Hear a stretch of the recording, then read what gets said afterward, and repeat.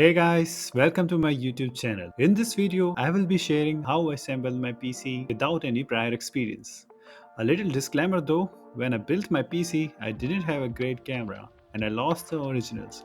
So the clips which you are about to see are absolute shit. No, not really. They are compressed backups which I found recently, so apologies in advance. Here is the list of components which I bought from Amazon and online stores. I bought these components in summer 22, so the prices have changed a lot since then. Assembling all these components was an exhausting and frustrating process, but when the build was finished, it was all worth it. So let's get started. First of all, I unboxed the motherboard and placed it on top of the packaging box. Next, we have Intel i7-12700, which is a 12th generation processor. It was the latest processor in the market at that time and had good price to performance ratio. It cost me around 30,000 rupees and I bought it from PC Studio website, link in the description. It is a mid-range processor which is still an overkill for the games I play, so you can go for a much cheaper alternative if you are a casual player like me.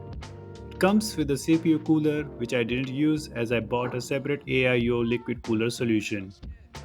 This processor comes with an integrated GPU which is useless if you plan on using a dedicated GPU for playing graphic intensive games.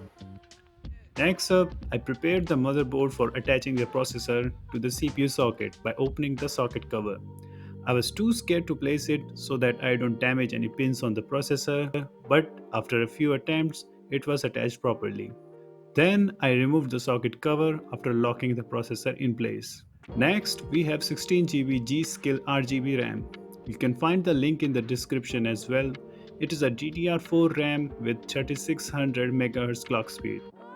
A little side note here, you have to choose your motherboard which is compatible with your RAM and processor. I wanted to use a 12th gen processor with a DDR4 RAM because DDR5 was way too expensive at that time. So I settled with the DDR4. Hence I bought the motherboard which supported my processor and RAM. When attaching RAM to the motherboard, you should hear a click sound when the RAM is fixed properly. In my case, I was not able to hear it for the second RAM, so I was worried if it was fixed or not. But I didn't apply too much pressure and went ahead with other components. Next, I unscrewed the SSD heatsink which came with the motherboard to integrate the SSD which I bought. Your heatsink should have thermal pads attached to it like mine. If not, you can buy them separately.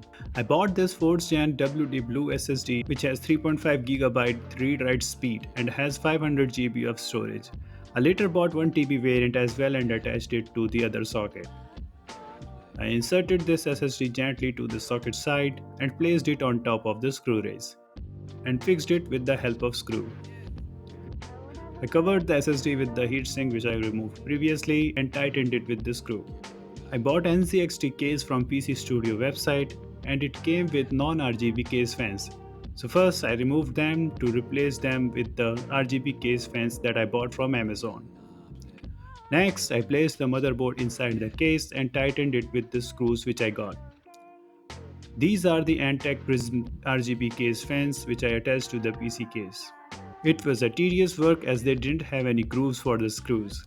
So you have to apply a lot of pressure in rotating the screwdriver so that fans are attached to the case properly. Here comes the Kraken Z63 all-in-one liquid cooler with LCD display. It comes with two RGB fans and one LCD display over the pump, which you can use to display any GIF or video over it using NZST Cam software. First, I attached the fans to the front panel frame of the case. This is the radiator which helps in heat dissipation from the CPU. Then I added the screw race so that liquid cooler pump is able to mount on top of it. This was another tiring process where I had to screw the front fans to the case. After a lot of trials and taking help from my brother, I was able to fix it. The CPU fan I ordered came with RGB strips as well, which has magnetic tape behind it. So you can attach it to the metal surface of your case and it stays there. Lastly, we have PSU from Gigabyte. You have to make sure you choose correct power rating for your components. You can calculate it through online websites to know how much wattage you will require for your PC configuration. I have added a link in the description from where you can calculate the power wattage for your configuration. This PSU gave up on me within 1 year, probably due to some power fluctuations. But Gigabyte replaced it with the new PSU without any extra cost. I attached 24-pin motherboard power cable, then two 8-pin CPU cable, then two 8-pin GPU cable, and at the last one Molex cable for powering SATA devices. After I was done with the power cable connections, I did first round of testing, where I checked my components for the first time. At first, it obviously didn't work, and I thought it was a huge mistake to build PC on my own. But on checking all the connections, I found out that motherboard cable was a bit loose. So after tightening it, it finally worked. And now comes the beast, the most expensive component of my build, RTX 3070 Ti from Zotac.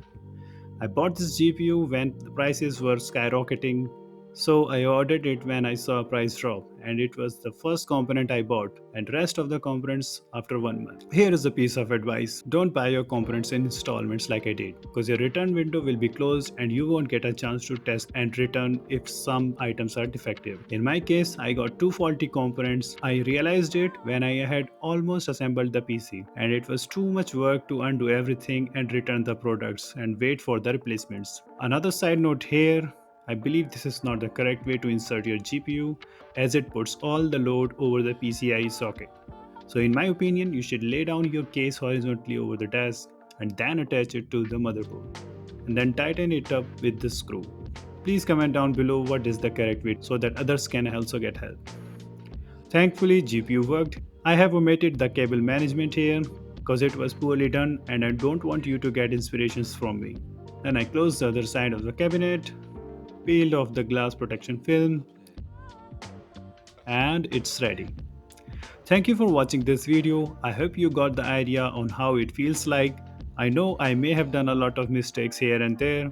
Please comment down below any suggestions you might have so that other viewers can also benefit. If you have any questions related to the components which I have used, feel free to ask me in the comment section. I usually respond within a day, so I will try to respond each one of you. Happy building, and don't forget to subscribe our channel. Until next time.